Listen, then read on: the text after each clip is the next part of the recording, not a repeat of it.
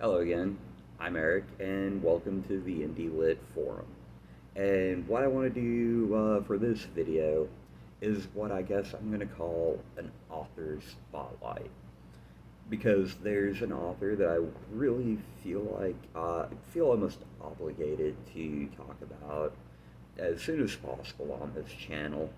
But I haven't read anything of hers recently enough to just fire off something about the book. Like I want to have read read things at least relatively recently, so I can kind of try to do them, justice when I talk about them. So we're doing an author spotlight on an author I've been following for a while named Eden Red.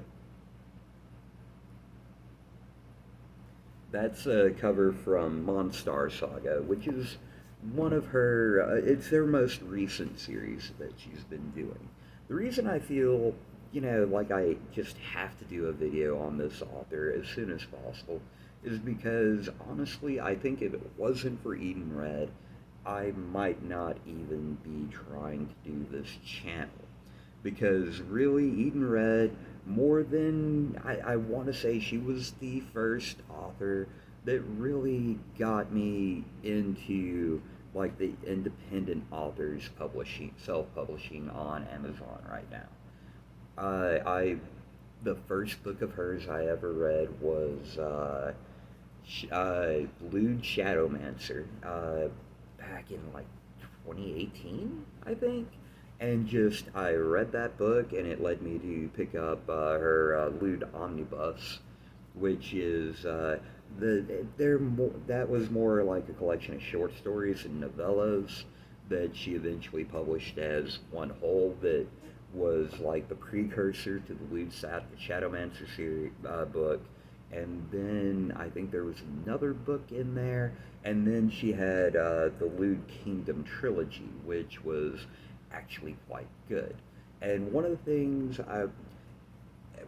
backtracking just a tad, and but I read those books and found myself interested in the author because for her books definitely have a lot of explicit scenes in them. Saying that right now, it's really kind of almost the hallmark of a lot of her books. And but for an author and she writes those scenes really well. But she was one of the first ones, writing books that tended to delve more into explicit scenes that had such an interesting story with such great characters that I had really come across. Since I read those, I've come across more that do about it, do the job like she does pretty well. But still, I guess maybe for the first author like that I really encountered, she still kind of stands out. Uh, One of the things I also like, or I guess one of the things that still draws me to this author a lot is that just some of the stories she comes up with are so creative. Like, there was an early short story of hers that I picked up that, I mean, it was really short and weird, but just the title itself and the concept itself was hilarious. And that was Psychic Raptors in Lust. And it was about a scientist that somehow dragged intelligent psychic raptors into her world, and they wanted to have sex with her and she wanted to have sex with them. It was a weird story, but it was fun and it was just really interesting. It seems like she's willing to take risk with her stories and just do something just completely crazy and off the wall, and I love that. It's just, I don't know, there's a lot of creativity there.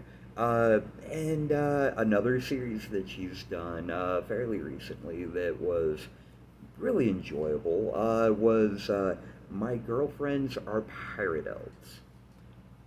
This was her take on the light novel kind of genre.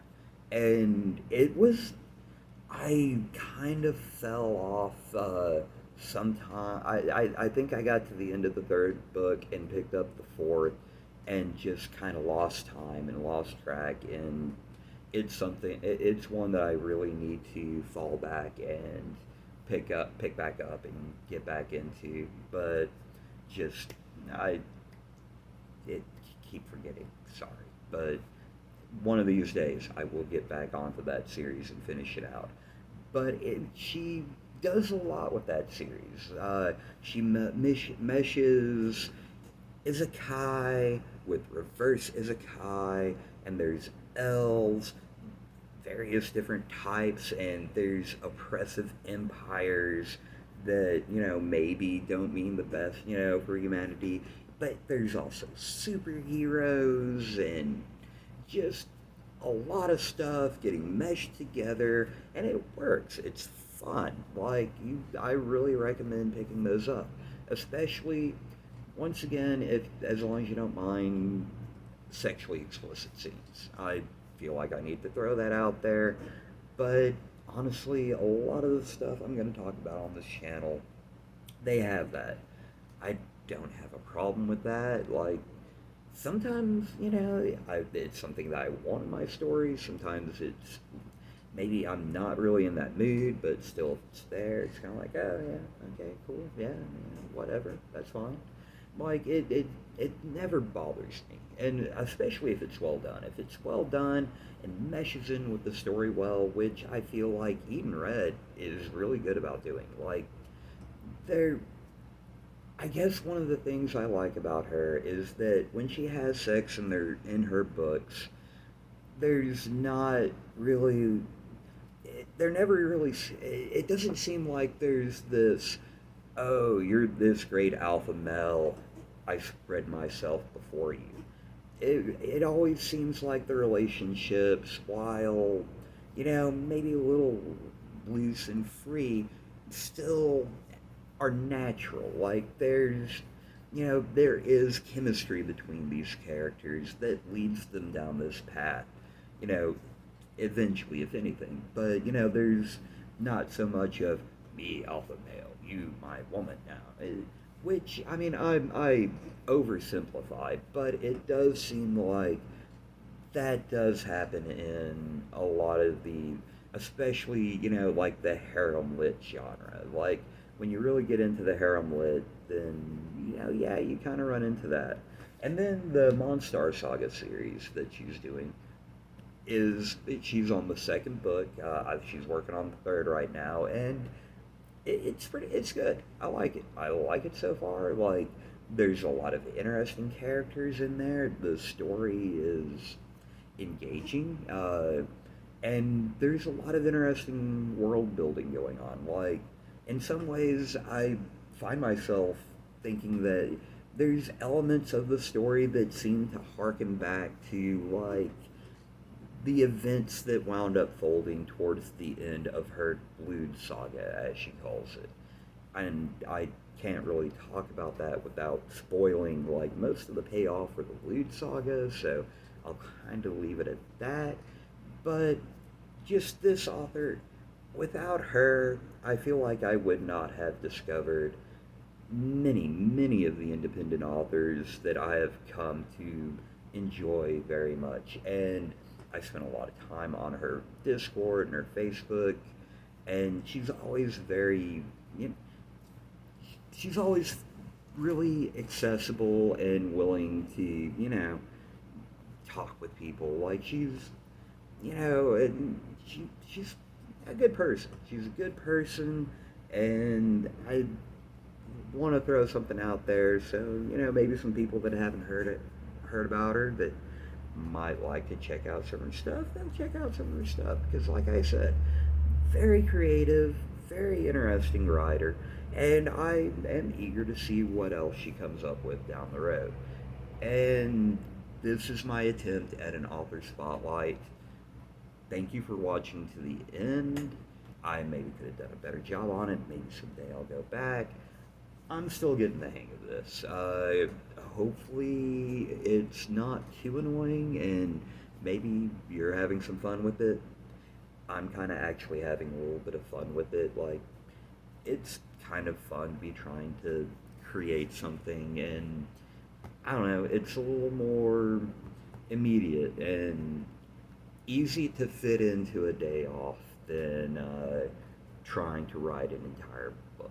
I can knock out a couple of videos on a day off, and it gives me the sense that I'm doing something other than wasting away at the day job. So I'm having a little fun. I'm hoping you're having a little bit of fun with me.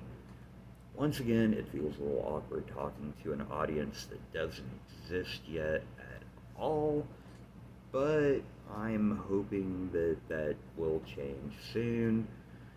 But once again, thank you for watching to the end. Hope I hope you had fun. If you're liking what I'm doing, please like, subscribe, maybe leave me a couple of comments. And I